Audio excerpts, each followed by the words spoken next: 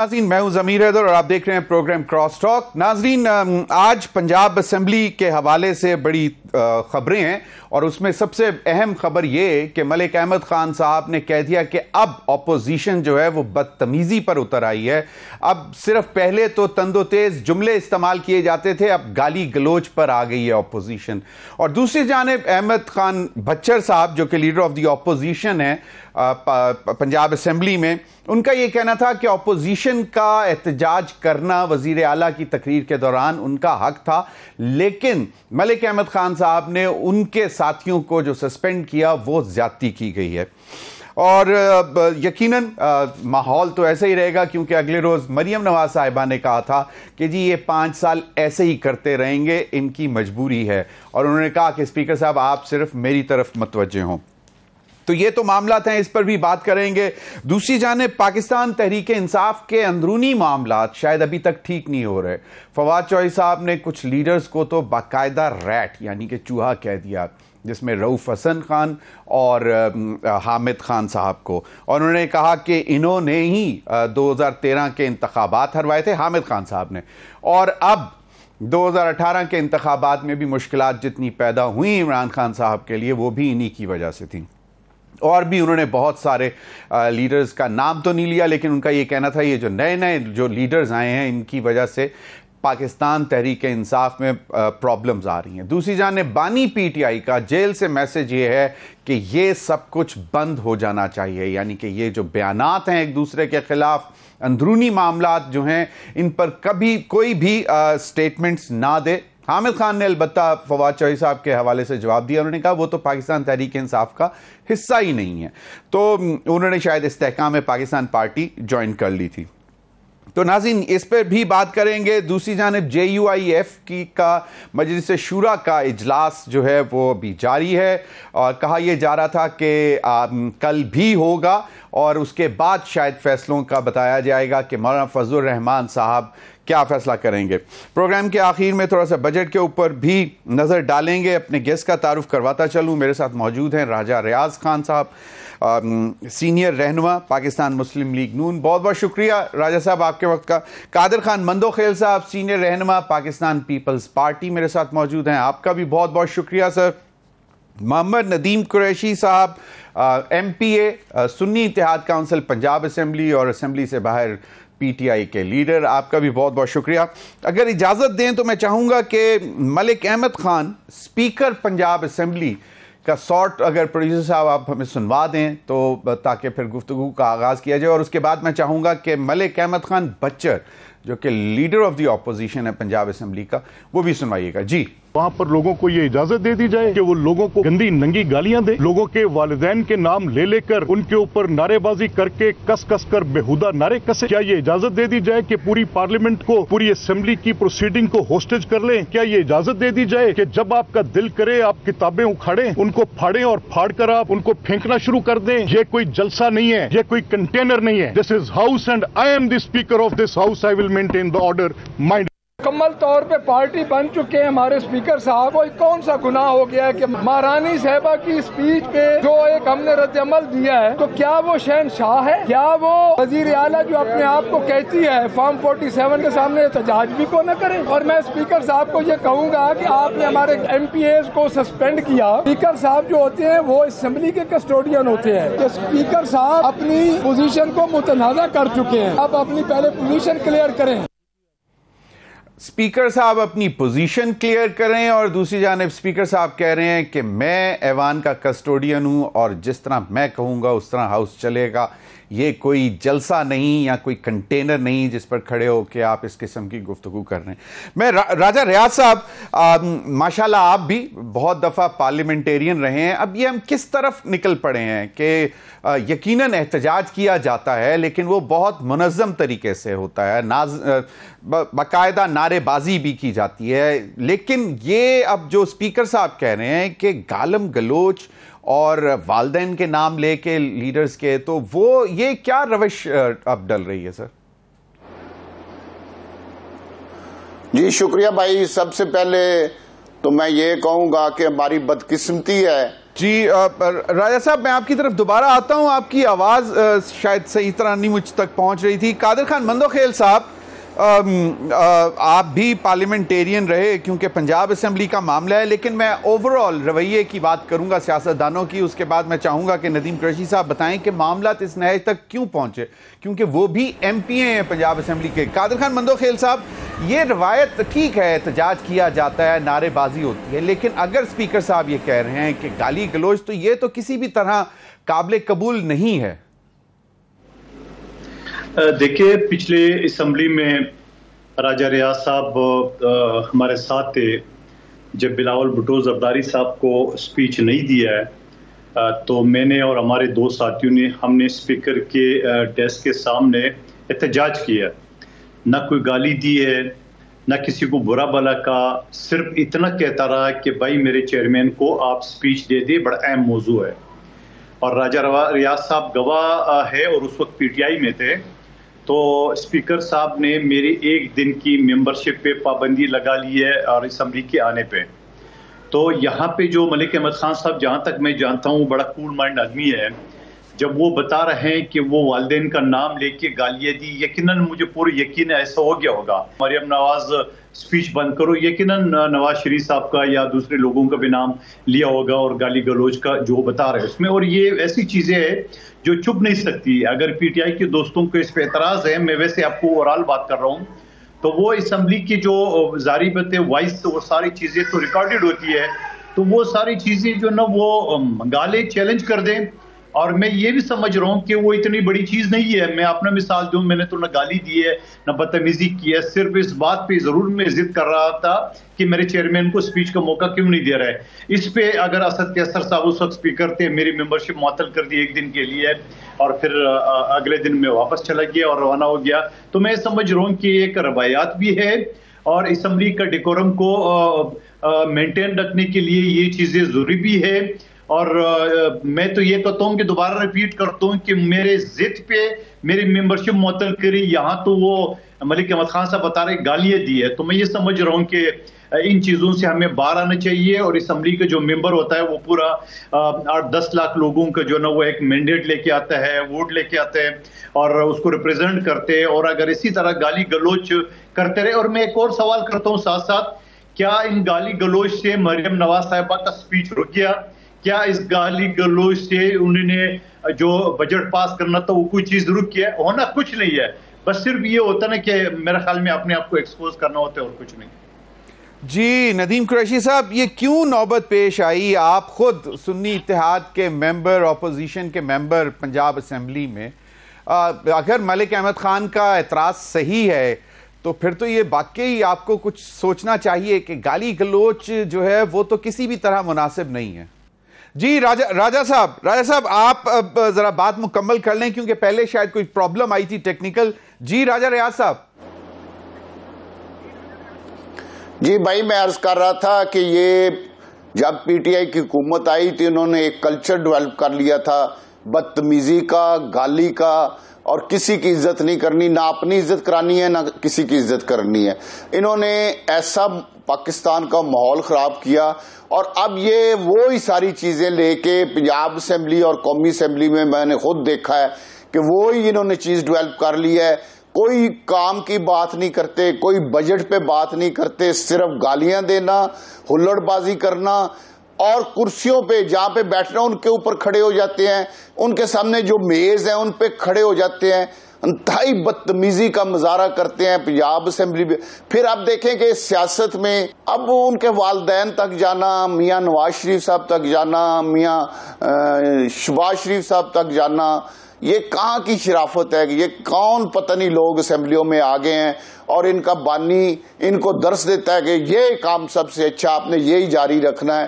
वो बानी PTI भी है और बानी 9 मई भी है। तो 9 मई वाली याद वो ताज़ा रखता है और उसने सारा कल्चर इस मुल्क का असेंबलियों के अंदर भी और बाहर भी तबाह करने की मुकम्मल हर रोज हिदायत देता है। तो मैं अपने इन PTI वाले भाइयों को कहूँगा कि खुदा के लिए कोई होश के नाखन लें। ये मुल्क आपका है, ये असेंबलियां आपकी हैं, इस असेंबलियों में बैठना अल्लाह ताला ने आपको इज्जत दी है और उस इज्जत को संभाल के रखें, उस इज्जत को अच्छे तरीके से अच्छे बिहेव करके लोगों के मसाइल पे बात करें। Stay with us.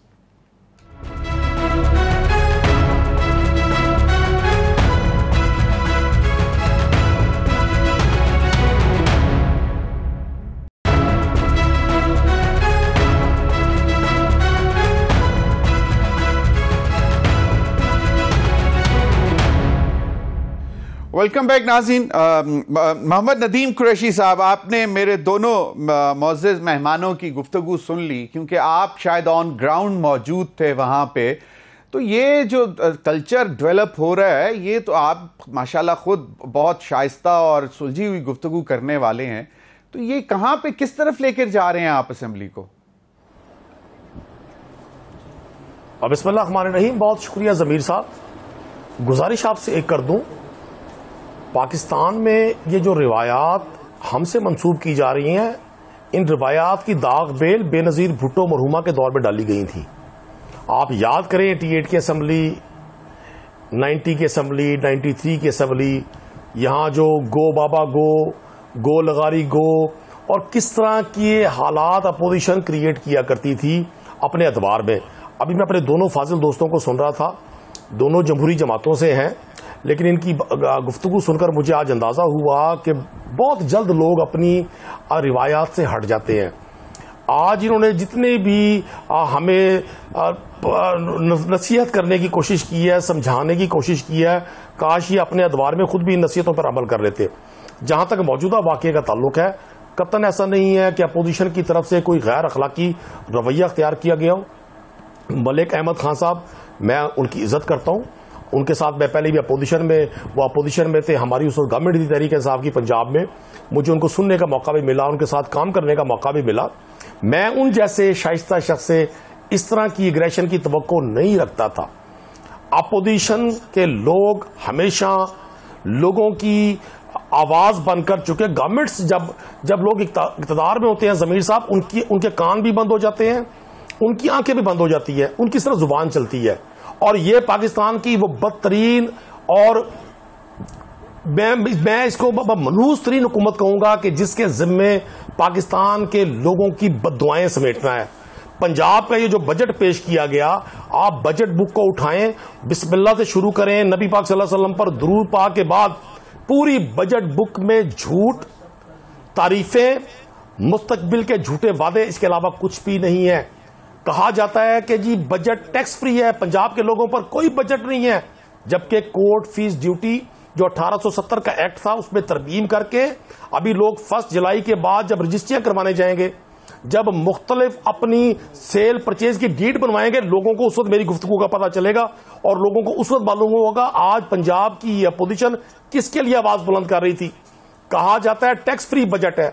Sir, agriculture हो, आम आदमी हो, ताजर हो, आपका एजुकेशन का शोबा हो, हर शोबे को इन्होंने अपनी ख्वाहिशात की भेंट चढ़ाया है।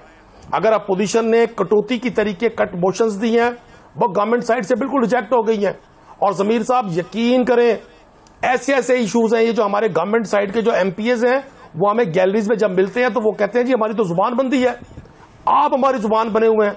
मतलब एजुकेशन का जो बजट है उसमें एक भी एजुकेशन की स्कीम मेंशन नहीं है। मैं आपको बुक पेश कर देता हूं, उसमें तारीफ और तौसीफ उस प्लानिंग की है जो ये करने जा रहे हैं। ये पाकिस्तान पंजाब के 13,500 स्कूल्स को, एनजीओज को देने जा रहे हैं। अब पाकिस्तान में गैर मुल्की एनजीओज पाकिस्तान के बच्चों को तालीम देंगी। तालीम कौमों को बनाने में रोल प्ले करती है, तालीम कौमों को जोड़ने में रोल प्ले करती है, तालीम बच्चों की ज़हन साजी करती है कि उनका अपने असलाफ के साथ रिश्ता क्या है और उन्होंने फ्यूचर में कैसे आगे बढ़ना है। मैं आपको नदीम कुरैशी दावे से कहता हूं सर, एक मिनट नदीम कुरैशी साहब देखें, आप जो गुफ्तगू कर रहे हैं इससे किसी को कोई एतराज नहीं है कि आपने आवाम की आवाज बनना है, आपने वही आवाज जो है पार्लियामेंट में लेकर जानी है। सवाल यह है कि जो मलिक अहमद खान साहब कह रहे हैं कि गाली गलौज तक मामला गए, उसको तो आपको भी तो चाहिए कि उसको कंडेम करें। सर, 5 लोग हैं। मलिक अहमद खान साहब हैं, ख्वाजा सलमान रफीक साहब हैं, राना इकबाल साहब हैं, मियां मनशाउल्लाह भट्ट साहब हैं, 1-2 और लोग ले लें, जो मुतदिल मिजाज लोग हैं, जो चीजों को समझते हैं, ये हलफ दे दे कुरान पाक पर कि किसी जगह गाली गलौच हुई है, मैं माफी मांगूंगा असेंबली में आकर इनसे। देखिए असेंबलीज में नारे लगते हैं, और भाई आप 1400 साल की इस्लामी तारीख में पहली बार लोगों को खवातीन की गवाही के बगैर इद्दत केस में सजाएं दिलवा रहे हैं। आप एक अंगूठी पर 700 प्रोग्राम मीडिया को मैनेज करके करवा रहे हैं। मेरी एक सुन लीजिए, मैं ज़मीर भाई ये गुजारिश कर दूं आपको। नदीम कुरैशी साहब, आप एक जुमला सर, एक जुमला सर क्विकली, मैं एक जुमला मैं चाहता हूं कि मैं देखें मरियम नवाज साहबा पंजाब की वजीर आला हैं, उनके वालिद भी वजीर आजम रहे, उनके चचा भी वजीर आजम है। अब एक खातून को जिसको नया लीडर बनाकर पोर्ट्रे किया जा रहा है कि जी ये पाकिस्तान को फ्यूचर में लीड करेंगी, उनको काम सिखाने की ख्वाहिश करने वाले लोग अब इस बात पर बैठे हुए हैं अकड़ कर कि जी आपने मोहतरमा चूंकि बड़े हसास मिजाज की है, नाजुक मिजाज है, उनकी तकरीर के दौरान शोर नहीं करना, आपने सुनना है उनको। ये 25 करोड़ पाकिस्तानियों की फ्यूचर की, चले ठीक है, आपका पॉइंट आ गया, जुमला आ गया, ऐसा नहीं होगा। हमारा आईन हमें आईन इजाजत देता है, हमें कानून इजाजत देता है। नदीम कुरैशी साहब, आपका जुमला आ गया, प्लीज। सही आपने जो बात कर दी कि हल्फन कुरान उठा लें तो मैं माफी मांगने के लिए तैयार हूं, लेकिन चलें जो भी है। लेकिन उन्होंने तो, आप जो कह रहे हैं कि जी वो नाजुक मिजाज हैं, और वो तो उन्होंने तो कह दिया था कि आप लोगों ने शोर करना है, करें, वो अपनी तकरीर जारी रखेंगी। चलें, बिल्कुल सही है। राजा रियाज साहब, प्राइम मिनिस्टर ने on the floor of the house उस दिन कौमी असेंबली में तकरीर करते हुए बाकायदा एक दफा फिर मुज़ाकरात की ऑफर कर दी, और मैं सुन रहा था आज ख्वाजा आसिफ साहब को, उन्होंने कहा कि ये बिल्कुल सीरियसली उन्होंने ऑफर किया, ये कोई पॉलिटिकल गिमिक्री नहीं है। अब क्या समझते हैं कि अब पीटीआई की तरफ से इसका कोई पॉजिटिव रिस्पांस आपको लग रहा है कि आएगा कि चलें जी 100 बिस्मिल्लाह बैठकर बात करें, बाकी सब कुछ सियासत चलती रहेगी? जी मेरे भाई, ये जिस दिन वज़ीर आज़म साहब ने ऑफर की थी उसी दिन एक शाम को प्रोग्राम था, उस प्रोग्राम में मैंने बड़ा क्लियर कह दिया था कि ये नहीं बैठेंगे, क्योंकि इनका मकसद असेंबली में बैठना या हाउस को चलाना या मुल्क की बेहतरी के लिए या मुल्क के जो गरीबों के मसाइल हैं इनका उससे कोई लेना देना नहीं है। इनका मकसद है इंतशार फैलाना, इनका मकसद है कि मुल्क तरक्की ना करे। जो पार्टी अपने वजीर खजाना से ये IMF को खत लिखवा सकती है कि इनको कर्ज ना दिया जाए, जब IMF का इजलास हो रहा तो अमेरिका में पाकिस्तानियों को कहते हैं कि वहां जाके एहतजाज करें, पाकिस्तान तरक्की ना कर सके, बिजली के बिल कहते हैं जला दें। कभी आज तक किसी लीडर ने बिजली का बिल हाथ में पकड़ के कहा है कि इनको जला दें? तो मेरा भाई समझने की कोशिश करें। लेकिन उसके बाद राजा रियाज साहब आपने शामिल हुए थे उनके साथ। राजा रियाज साहब माजरत से सर, वो 2014 और फिर 2018 में आप उनकी सीट जी। आप पहले मेरी बात सुन लें। इनका एजेंडा डिप्टी कमिश्नर, बात देखे गौर करे, और जिसने पूरा जिला चलाना होता है, DPO जिसने पूरे जिले के लोगों को इंसाफ देना होता है, चोरों डाकुओं से बचाना होता है, इन्होंने उनसे पैसे लेके वो जिले पूरे के पूरे जिले बेच दिए, और उन DCO और DPO ने जो पैसे लिए उन्होंने फिर वो पैसे जो इनको दिए वो सारे पैसे फिर अवाम की जेबों से निकाले। तो अब क्या हम इनको क्या समझा सकते हैं? ये समझने के लिए तैयार नहीं, ये अपनी एक ही जिद पे अड़े हुए हैं। राजा रियाज साहब पाकिस्तान पीपल्स पार्टी के राजा रियाज साहब, अब पाकिस्तान पीपल्स पार्टी भी थोड़ी सी स्पेस का मसला है उनके लिए पंजाब में, और शायद उस पर कुछ मामला तय भी हो गए हैं कि जहां पे उनका रनर अप था या असर रसूख है या जहां पे उनके हैं कैंडिडेट्स जो जीत के आए हुए हैं, वहां पे कम से कम ये जो जिली इंतजामिया है उसमें उनका राय ली जाए, उनकी मतलब मर्जी शामिल की जाए। तो वो भी अब एक है। कादिर खान मंदोखेल साहब, आसिफ अली जरदारी साहब इंतखाबात से पहले, इंतखाबात के बाद, हुकूमत साजी से पहले, हुकूमत साजी के बाद, और उसके बाद फिर जॉइंट सेशन से अपने जो सदारती खिताब होता है उसमें फिर उन्होंने कहा था कि बातचीत करनी चाहिए। और अब मियाँ शहबाज शरीफ साहब, वजीर आजम ने भी on the floor of the house कहा है, जिसको ख्वाजा आसिफ ने कहा है कि ये बाकायदा जेन्युइन ऑफर है। अब आपको लगता है कि मामला किसी तरह टेबल पर जा सकेंगे?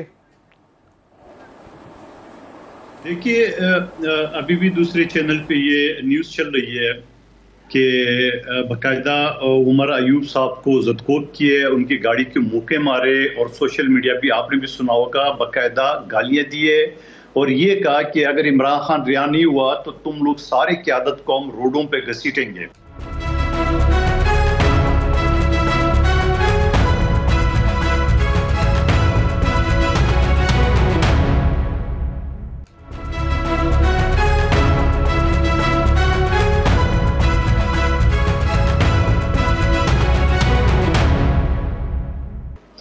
ये अभी पीपल्स पार्टी को छोड़िए, नून लीग को छोड़िए, ये अपनी खैर मना ले, इनकी सफ़ों के अंदर जो है ना ये हाल है।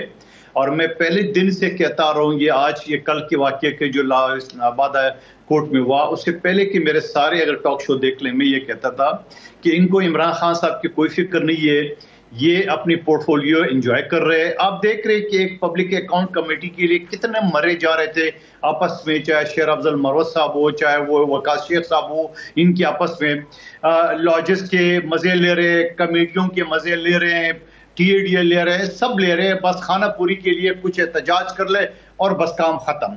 और फिर मैं ये भी कहना चाह रहा हूँ कि जो कोर्ट के केसेस चल रहे हैं, आप मुझे बताओ, मैं भी पिछले 30 साल से वकील हूँ, सुप्रीम कोर्ट तक केसेस चला रहा हूँ।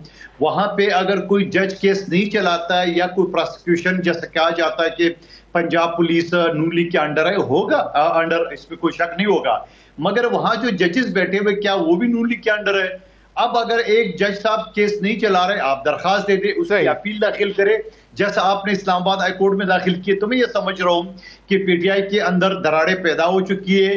ये अभी इसी तरह माँ बहन की गालियों पे उतर आएंगे और इसी तरह गाली गलोच करेंगे, क्योंकि इसकी तरबियत भी इसी टाइप की हुई है, उनकी तरबियत भी इसी हुई है। जो मोहतरम कुरैशी साहब फरमा रहे हैं बेनजीर भुट्टो साहबा के दौर में, गो नवाज गो इमरान खान गो, या गो जो भी गो, ये तो जमहूरी नारे, गाली गलोच तो नहीं दे रहे थे, ना उस वक्त दिए ना आज दे रहे। जमहूरी नारे वो आप ही लगा ले, लेकिन वो अभी कहा खुद अपनी बातों से, खुद अपनी ये बातों से ये साबित कर रहे हैं कि मरियम नवाज साहिबा को चचा और वालिद जो है ट्रेन कर रहे हैं। तो इसका मतलब आपने चचा और वालिद का नाम तो लिया होगा असेंबली में, आपने तो खुद साबित कर दिए। फिर मेरी बात का जवाब नहीं दिया उन्होंने, कुरान उठाने के तो ये तैयार है वो, भाई कुरान उठाने की आपको जरूरत ही नहीं पड़ेगी, वो असेंबली की सारी प्रोसीडिंग रिकॉर्डेड होती है, रिकॉर्ड मंगा के देख ले, अगर गाली ली दी है तो आप स्पीकर के सामने रख ले, मीडिया के सामने रख ले। तो मैं समझ रहा हूं कि ये कल्चर इन्होंने इंट्रोड्यूस किया है और इनसे इनका चेयरमैन खुश भी होता है, तो इस वजह से ये अपनी रोजी हलाल कर इन चीजों से, और कुछ नहीं। मुज़ाकरात नहीं करेंगे, मुज़ाकरात तो वो मुज़ाकरात तो कहते हैं हम जमहूरी पार्टी से नहीं करेंगे, और ये भी कहते हैं कि भाई ये मुस्लिम लीग नून और पीपल्स पार्टी क्या देगी।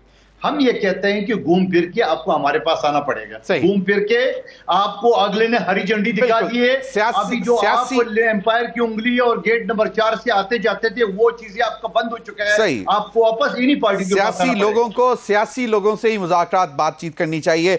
मोहम्मद नदीम कुरैशी साहब, मेरे पास और कोई सवाल नहीं है, आपने बातें सुन ली, एक सवाल बस ऐड कर लीजिएगा उसमें, ये जो विद इन PTI मामलात हैं ये किस तरफ चल रहे हैं, क्योंकि फवाद चौधरी साहब भी कुछ बोल रहे हैं और हामिद खान उनका जवाब दे रहे हैं, तो ये फिर उमर अयूब साहब अभी तक कह रहे हैं कि मैं शायद इस्तीफा वापस नहीं लूंगा या शायद ले लें, क्या मामलात हैं क्या?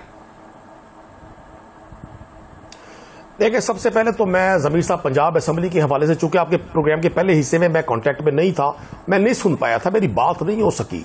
पंजाब के 12 करोड़ लोग सुनना चाहते हैं कि पंजाब में अपोजिशन क्या रोल प्ले कर रही थी। पंजाब की अपोजिशन अपने लिए को मराहत नहीं मांग रही थी। पंजाब के अरकान असेंबली जो पाकिस्तान तहरीक इंसाफ के लोग हैं, वो लोगों के ऊपर इन टैक्सेस के भरमार पर बात कर रहे थे।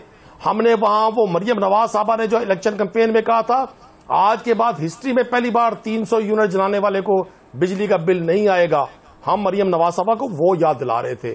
हम वो पूछ रहे थे, वो जो कहती थी कि जी हर घर में मैं सोलर फ्री दूंगी इंतखाबी कैंपेन में, हम वो सोलर की डिमांड उनसे कर रहे थे।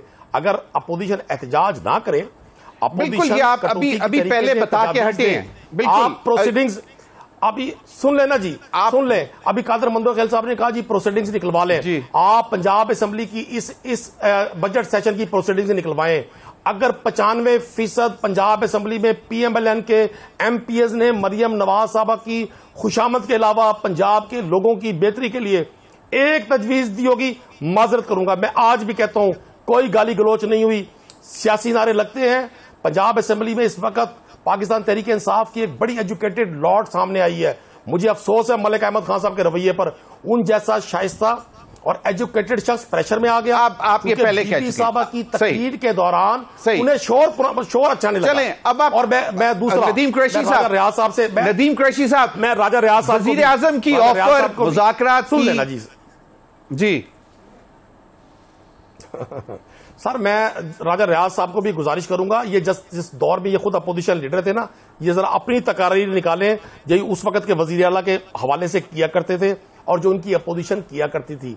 ये आज जो यहां बैठे हैं इनको पाकिस्तान की अवाम ने सजा दे दी है। मेरे दोनों भाई आज असेंबली से बाहर हैं, एक को फैसलाबाद ने रिजेक्ट कर दिया, दूसरे को कराची ने रिजेक्ट कर दिया। ये पाकिस्तान के लोगों के इस रवैये को ना भूलें। ठीक है, आप इक़्तिदार में आ गए हैं, एक साजिश के जरिए बैरूनी आकाओं के हुक्म पर आज इक़्तिदार में आप लोग आ गए हैं, तो इक़्तिदार का ये तकब्बुर बड़ी जल्दी खत्म होता है। नदीम उससे पहले भी कोई शख्स यहाँ तख्त नशी था, उसको भी खुदा होने का इतना यकीन था। सही, नदीम कुरैशी साहब सुन ले, मैं पाकिस्तान तहरीक नदीम कुरैशी साहब, मेरा सवाल वजीर आजम की ऑफर और अंदरूनी मामलात। जी देखिए, वजीर आजम की ऑफर पर बिल्कुल बात हो सकती है, उनकी ऑफर पर बिल्कुल बात हो सकती है, लेकिन मरियम नवाज साहबा वजीर आला पंजाब हैं, शहबाज शरीफ साहब की भतीजी हैं। उन्होंने पंजाब असेंबली सेशन के दौरान एक बहुत बड़ी ब्रेकिंग न्यूज दी। मुझे हैरानी है कि आप समेत जमीर भाई किसी न्यूज चैनल ने उस ब्रेकिंग न्यूज को पिक नहीं किया। वो क्या ब्रेकिंग न्यूज थी? मरियम नवाज साहबा ने हल्फन कहा, और आज तक पाकिस्तान की तारीख में किसी लीडर ऑफ द हाउस ने असेंबली सेशन के दौरान हल्फन कोई बात नहीं की। ये दो साहबान है, एक इनके चचा ने, इनके वालिद ने बात की थी, नवाज शरीफ साहब ने, और ये साहब खातून है जिन्होंने कहा है कि मैं हल्फन कहती हूं कि हम अपने किसी सियासी मुखालिफ के खिलाफ किसी किस्म का कोई कदम नहीं उठा रहे। तो ये पंजाब में जो पाकिस्तान तहरीक इंसाफ के अरकान असेंबली के खिलाफ, पाकिस्तान तहरीक इंसाफ के वर्कर्स के खिलाफ जो पुलिस के रोज क्रैकडाउन होते हैं, वो किसके हुक्म पर हो रहे हैं? इनसे सवाल पूछा जाए। आज पंजाब के मुंतखब अरकान असेंबली पंजाब असेंबली के गेट के बाहर थे। मुज़ाकरात पर पेशरफ्त हो सकती है। सर, आपके सवाल का जवाब है कुरैशी साहब, प्लीज नदीम कुरैशी साहब, आपके सवाल का जवाब। सर, आपने कहा है कि सर प्लीज मुकम्मल करें ना, तो फिर मैं आगे बढ़ूं। देखिए, मैं गुजारिश करूं, मैंने ये कहा कि अमल में और कॉल में फर्क नहीं होना चाहिए। आप एक तरफ कहते हैं कि हम पाकिस्तान तहरीक इंसाफ के खिलाफ कोई क्रैकडाउन नहीं कर रहे, दूसरी तरफ एक 1.5 साल से खवातीन जेलों में है। इमरान खान साहब का क्या कसूर है? क्या जुर्म किया है उन्होंने? पाकिस्तान की इज्जत की बहाली की बात की है, पाकिस्तान को एक आजाद खुद मुख्तार रियासत जो मोहम्मद अली जिन्ना नदीम कुरैशी साहब, मुज़ाकरात की कोशिश की है। आप मुज़ाकरात के लिए तैयार हैं? मुज़ाकरात के लिए तैयार हैं या नहीं है? और दूसरा, आपके अंदरूनी मामला इतने खराब हुए हैं, अभी कादिर खान मंदोखेल साहब ने भी बताया, राजा रियाज साहब ने भी बताया, और हम सुन रहे हैं, देख रहे हैं फवाद चौधरी के बयानात, हामिद खान का जवाब।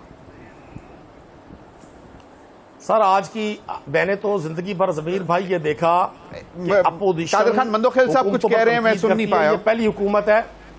रिपोर्ट अभी चल रही है दूसरे चैनल पे, रिपोर्ट 2 तारीख को खान साहब को पेश करेंगे कि शेर अफजल मरवत के कहने पे हुआ, उसको जुदकोब किया, रिपोर्ट में लिख रहा है। चलें, ये लें, सुन लें।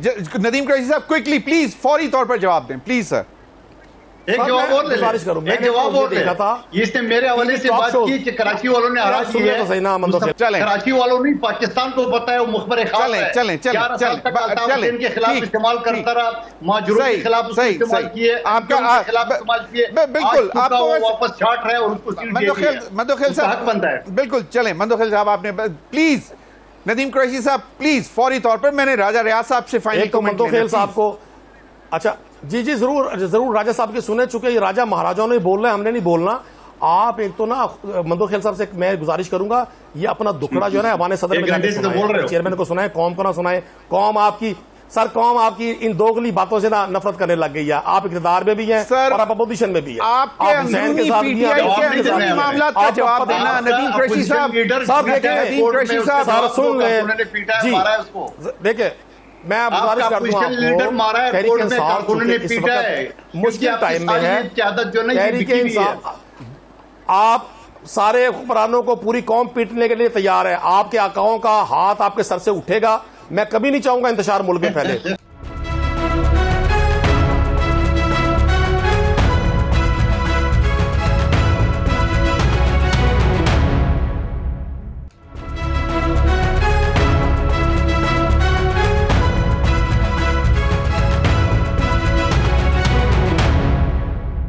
मेरे सवाल का जवाब दे दें, आप फिर उधर चले जाते हैं। नहीं देगा मुझे जवाब दे दें कि आपके अंदरूनी पीटीआई के मामला कहां जा रहे हैं क्विकली। देखिए, मैं आपको गुजारिश कर दूं, पाकिस्तान तहरीक इंसाफ बिल्कुल इंटैक्ट है। हम चूंकि मुश्किल में हैं, हम तकलीफ में हैं। पाकिस्तान की पूरी हुकूमतें इस वक्त एक केपी की गवर्नमेंट छोड़ के सारी हुकूमतें, उनका मतब नजर आम आदमी की बेहतरी नहीं है, हमारी सर को भी है। हमें रुसवा करना है, हमें जेलों में डालना है, हमें एफआईआर। मेरे पास वक्त कम है, मैं राजा रियाज साहब से फाइनल कमेंट ले लूं। मैं आपका पॉइंट आ गया नदीम कुरैशी साहब, आपने माशाल्लाह बहुत तफसील से राजा साहब के सुने जी। मुझे इजाजत दें, मैं राजा रियाज साहब से जी राजा साहब की सुने सर, हम भी बहुत ही तफसील से बता दिए। रिपोर्ट राजा की आएगी, बारात अनोखी होगी, रात हम भी देख ले। रिपोर्ट तैयार हुई है कि शेर अफजल मरवत ग्रुप ने उसको मारा। वो नदीम कुरैशी साहब कह रहे हैं कि राजा की आएगी बारात और पता नहीं क्या आगे। जी राजा साहब, मामला यह है कि वो अपने लोगों से, अपनी कोर कमेटी से रिपोर्ट कर जाएगी। जी राजा साहब, क्या मुझे समझ नहीं आया, दोबारा रिपीट जी राजा रियाज साहब। सर मेरा सवाल ये था कि आप नहीं आवाज आई बानी पीटीआई के साथ। जी मैं दोबारा कर रहा हूं जी। राजा रियाज साहब, आप बानी पीटीआई के साथ रहे हैं, तो अब ये जो अंदरूनी मामलात हैं जिसका उन्होंने जेल से कहा है कि मुझे रिपोर्ट दें, और जिस तरह अभी बताया जा रहा है कि इनके वर्कर्स भी अब अपने लीडर्स पर हाथ उठाने को जा रहे हैं, और उनका मुतालबा ये है कि या तो हमारे बानी पीटीआई को जेल से बाहर करो वरना तुम लोगों को नहीं छोड़ेंगे। अब मुझे बताएं कि ये अपनी अदालत लगा लेंगे या लीडर्स के पास तो नहीं है? ये तो मामला तो अदालती हैं सारे। इसमें भाई मैं अर्ज करूं कि ये सारा पीटीआई जो है ना, ये दुनिया की एक अजीबो गरीब जमात है। इसमें कोई नज़्बो ज़ब्त नहीं। इमरान खान जो है, मैंने खुद अपनी आंखों से देखा है कि वो खुश होता है, लड़ाई करा के वाहिद लीडर है, पार्टी के लोग लड़ रहे हो तो वो खुश होता है कि ये लड़ रहे हैं, मेरी तरफ ना आए या आपस में लड़ते रहे मरते रहे, मेरी तरफ ना आए। तो ये राजा साहब, फैसलाबाद में कोई आपकी बात नहीं सुनता। जिला फैसलाबाद ने आपको रिजेक्ट कर दिया, आपकी पार्टी को रिजेक्ट कर दिया। नदीम मुझे पता है, नदीम कुरैशी साहब, राजा रियाज साहब आपकी पूरी गुफ्तगू में नहीं बोले, मुझे सारा पता। ये इनका तरीका ही करना ही है। अभी ये दरमियान मैं, इनका मकसद ही इंतशार है जी। इन्होंने लड़ाई झगड़े गाली गलोच, अभी देखे ना, मैंने कोई बात नहीं की, इन्होंने मुदाखलत शुरू कर दी, गाली गलोच, बारात आ गई, इस तरह की गुफ्तगू टीवी पे बैठ के कर रहे हैं। तो इनको जरा समझाएं कि गुफ्तगू का तरीका क्या होता है, किस तरह अपनी पार्टी को डिफेंड करते हैं और अगलों पे तनकीद करते। इन्होंने कुछ नहीं करना, इन्होंने अपने लीडरों को मारना शुरू कर देना, लीडरों ने वर्करों को मारना शुरू कर देना। एक इमरान खान खुश है कि सब लड़ाई हो रही है, मेरे पीछे कोई नहीं और उसके पीछे कोई नहीं, किसी तरफ इन्होंने जो उसके गलत चीजें। अच्छा ज़मीर साहब, अभी अच्छी बातें कर रहे हैं, बुज़दार ये मुअत्तल नहीं हो सकते, इनको इजाजत है। नहीं, अगर नवाज शरीफ और नवाज शरीफ आपको तरीके से डिफेंड करना चाहिए। वो राजा साहब कह रहे हैं कि आपको डिफेंड करना चाहिए। का बड़ा महत्व तरीका है। राजा साहब कह रहे हैं कि जो इल्जामात लगते हैं इनको तरीके से डिफेंड करना चाहिए, ये बोला। क्यों राजा साहब, मैं गलत हूं? आपने राजा साहब, आपको शोभा नहीं देती, आप जैसे बुजुर्ग को राजा साहब नहीं अच्छा लगता, आपके मुंह से नहीं अच्छा लगता तनकीद इस तरह की। आप भी सियासी तनकीद करें, सियासी बात करें, आप जायज दलील से बात करें। आपने शुरू किया, देखें ये तो कोई बात नहीं, फिर आप बात कर ले। मैंने तो प्यार में आपसे बात की है, मैंने कोई गुस्ताखी राजा साहब नहीं की, मैंने तो प्यार में बात की, मैंने गुस्ताखी नहीं की आपके हवाले से। राजा रियाज साहब कह रहे हैं, एक मिनट, राजा रियाज साहब कह रहे हैं कि आपको इन मामलात को, जो आपके इल्जामात लगते हैं, इनका ऐसे तरीके से जवाब देना चाहिए। उन्होंने वो इल्जामात गिनवाए हैं, वो कोई आपके ऊपर बात थोड़ी कर रहे हैं। वो कह रहे हैं कि ये इतने संगीन इल्जामात हैं, इनका आप ऐसे तरीके से जवाब दें। जी राय साहब, सही कहा मैंने? नहीं, ये जवाब दे नहीं सकते, किसी सूरत नहीं कर सकते, इसलिए इन्होंने लड़ाई पे, झगड़े पे, गाली गलोच पे आना होता है। हमने तो अपनी आंखों से देखा हुआ है कि बुज़दार के लोग डीजी खान से आके लाहौर में बैठे हुए थे और वजीर आला का रेट 5,000 रुपए था।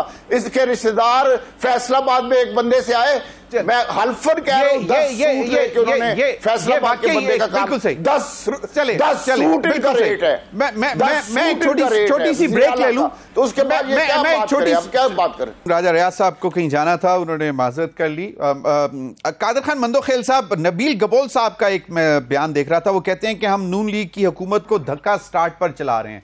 एक तो ये मामला है, दूसरा ये कि पीपल्स पार्टी की तरफ से कोशिश की गई मौलाना फजलुर रहमान साहब से राब्ते बढ़ाने की, क्योंकि वो PMLN से तो उन्होंने वाज़ेह तौर पर कह दिया है कि भाई नहीं बात करेंगे। मेरे ही प्रोग्राम में उनके जो सेनेटर हैं वो कह के गए थे कि जी पत्थर पर लकीर है, उसकी वजूहात कुछ और भी होंगी। लेकिन PTI भी कोशिश कर रही है मौलाना फजलुर रहमान साहब को, क्योंकि कहा यह जा रहा है कि PTI जो है वो 9 मई से डसी हुई है, उनके पास शायद उस तरह का वर्क फोर्स अब नहीं है, स्ट्रीट फोर्स नहीं है। मौलाना फजलुर रहमान साहब को वो कह रहे हैं कि हमारे साथ निकलें, तो ये है कि शायद वो जरा इंपैक्ट डाल सकें। अब आप मुझे बताएं कि एक तो पहली स्टेटमेंट के धक्का स्टार्ट का मतलब क्या है, दूसरा ये कि ये मामला किस तरह आगे चलेंगे, क्योंकि बजट तो बहुत ही मुश्किल और सख्त आया है आवाम के लिए। जी बिल्कुल, पहले तो बिल्कुल नबील गबोल साहब के धक्का स्टार्ट का मतलब ये है कि टोटल डिपेंड कर रहा है पीपल्स पार्टी के ऊपर मुस्लिम लीग नून की वफाकी हुकूमत। आज पीपल्स पार्टी खंदा हटा दे तो ये धड़ाम से गिरेंगे, नंबर एक बात। दूसरी बात जो आपने मौलाना साहब की बात की है, यकीनन मौलाना साहब पीपल्स पार्टी के पुराने दोस्त है, और अभी हाल ही में 8 फरवरी के इलेक्शन के बाद मौलाना साहब के साथ हमारा इत्तेहाद रहा सेनेट की नशस्तों पे, चाहे वो यूसुफ रजा गिलानी साहब का हो चाहे बलूचिस्तान का हो। तो ये अभी इलेक्शन के बाद की बात है। दूसरी बात ये, अगर थोड़ी देर के लिए आप फर्ज करें कि मौलाना साहब और PTI का आपस में माजी के गाली गलोच को भूल के पेचअप भी होता है, एहतियात भी होता है, तो किसके खिलाफ मौलाना साहब किसके खिलाफ वो एहतजाज करेंगे? ना तो पंजाब में उनका 1 सीट है, ना सिंध में 1 सीट है, बलूचिस्तान में माजी से ज्यादा सीटें जीती हुई है। खुद मौलाना साहब अपने घर से हार गए, बलूचिस्तान से जीत गए। जो वो बेनिफिशियरी है, जो सीटें मौलाना साहब हारी है, वो तो PTI ले गए। तो वो तेरी किसके खिलाफ दाखिल करना चाहते हैं? मुझे तो ये मंतक समझ में नहीं आ रहा है। लेकिन मौलाना साहब को अच्छी तरह पता है कि ये U-turn के मास्टर है, ये आज भी गेट नंबर 4 की ताले की चाबी ढूंढ रहे, ये आज भी एम्पायर की उंगली ढूंढ रहे। इसी वजह से असद कैसर साहब की कई मुलाकातों के बाद मौलाना साहब गारंटी मांग रहे कि भाई आपका क्या गारंटी है कि कल का आप U-turn, तो वैसे आप U-turn बड़े आदमी की निशानी बता रहे हो, तो हम मैदान में छोड़ेंगे, और अगर एहतियात हो भी जाए तो किसके खिलाफ एहतजाज करेंगे? मेरे ये सवाल है आपके सामने। सही। कादर खान मंदोखेल साहब, क्विकली मुझे एक बात का और जवाब दे दें, क्योंकि हालात बड़े टफ आ रहे हैं, महंगाई दोबारा बढ़ रही है, रिवाइज कर दिया है 13.5% जून का इन्फ्लेशन, 12% टारगेट है, लेकिन जिस तरह के टैक्सेस लग रहे हैं, महंगाई तो आवाम तो इनके पीछे निकल आएगी, चाहे वो मौलाना साहब निकले या PTI वाले निकले। तो उन हालात को कैसे हैंडल करेंगे? Quickly sir.